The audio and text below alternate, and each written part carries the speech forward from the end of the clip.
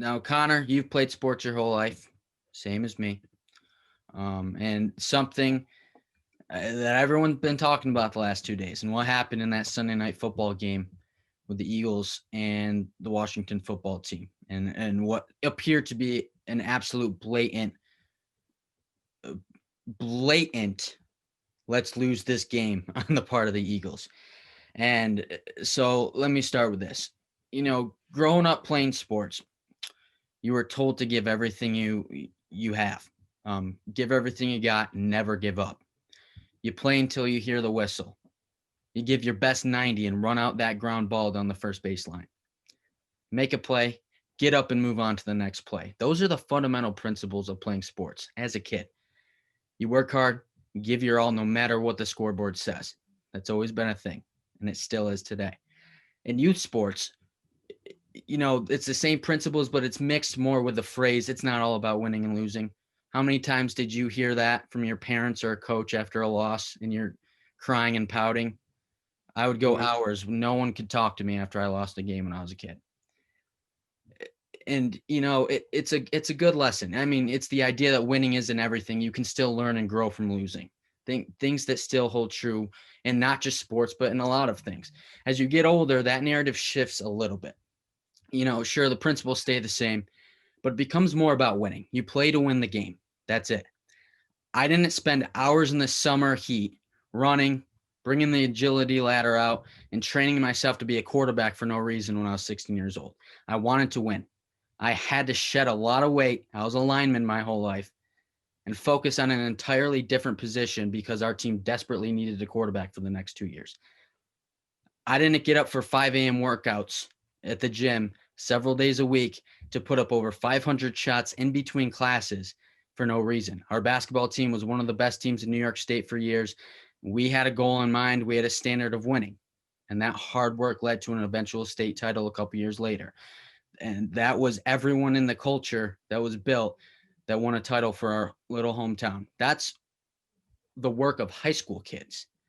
You buy in, commit to something, give it your best effort on and off the field or the court. While all those things hold true for college and pro levels, here's the kicker. When you get older, you realize sports is a business. That's it. I started to see it when teams were giving contracts to get players for hundreds of millions of dollars. I mean, as a kid, you don't see that stuff. Like you don't see that's what it was when you were younger. You just think they're playing a game and making a living off of it. That's why you could go through every elementary school yearbook at any school and you see a common answer. It's what do you want to be category.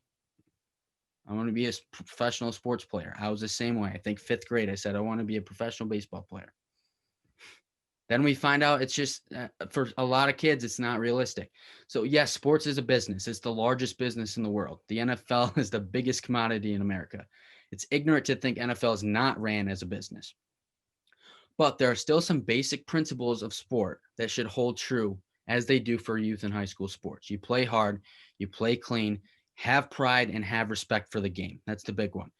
The Philadelphia Eagles organization crossed all of those off the list, all of those principles on Sunday night. And you can debate this all you want, but you can't tell me that what they pulled on Sunday wasn't a deliberate act to lose a football game. The frustrating thing, Connor, is that the players wanted to win. I think the coaches wanted to win too. We can question Doug Peterson and everything, but the fact of the matter is, this is a business that we call the NFL, but there are guys in suits who throw away those principles to push their own agenda. There's not a doubt in my mind that there was a message sent from the front office from either Howie Roseman or Jeffrey Lurie to have Doug Peterson bench Jalen Hurts in favor of Nate Sudfeld, who has been a third string quarterback for them for 3 years. If they thought he had something, he would have played before Sunday night. And that was to lose and get a better pick in the draft. And of course, we have people backing up the decision, saying that it's only a spectacle because it was on prime time for all of America to see. If it was a 1 p.m. game, nobody would care. I call BS on that because no matter what time of day this happened, the fact of the matter is the Eagles were down 3 points in the fourth quarter, 3 points, and it would have been a tie game if they kicked a field goal. That's the other thing. They were down 3, and at a fourth and goal, kick a field goal. It's a tie game going into the fourth quarter. But still, you're down 3, and you bench the quarterback who you replaced in replace of your franchise quarterback, and you replace him in a fourth quarter situation that could very well help him move into next year. Why not build some momentum in the next year? Give the guys some pride and joy, ending the year on a win that's been a horrible year for them. Instead, you piss off 53 other guys, not including the inactive players for the game who weren't there, and finish off the season with a win. And I'm not even going to get into the whole Giants missing the playoff thing. That honestly doesn't matter. It doesn't matter if it was the Giants, if it was the Cowboys, if it was anybody. That doesn't matter. The Eagles don't owe the Giants anything. They don't owe them to win that game so the Giants get in. The Giants had 16 games to put themselves in a better situation to win. It's even a miracle that they had 6 wins this season. This has nothing to do with the Giants. I've publicly expressed how I'm not a fan of tanking method. I didn't like what the Jets were doing this year. And hey, they pulled 2 wins out of their hat at the end of the year because the players wanted to win. They don't want to give up on Sam Darnold yet. I think you play your heart out and you give yourself a chance to win a football game each and every Sunday. You play your heart out, you let the cards fall the right way. If you play hard, only win a couple games, you still get a good pick. I'm all for that. But you have those principles of sport. And it's only fair to everyone who wants to compete. Football is a chance to compete and not worry about what's going on in the real world for 3 hours on a Sunday. And at least the bottom teams are looking for a top quarterback in the draft. The Jets, the Jags, you name it. Several teams are looking for a quarterback. What are the Eagles looking for? You're looking to drop from the 9th pick to the 6th pick. What is the difference? It's still a top 10 pick in the draft. You already decided on your next quarterback. Why else would you draft a guy in the 2nd round and then replace him with a guy you're paying $128 million for? That you're going to have to eat in dead cap space over the next few years just to trade him away.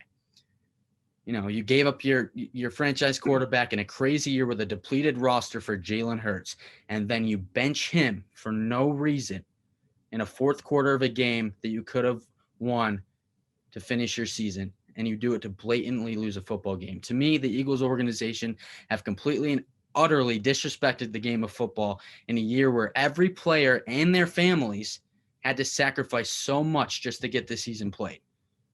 And you do it on national television in week 17.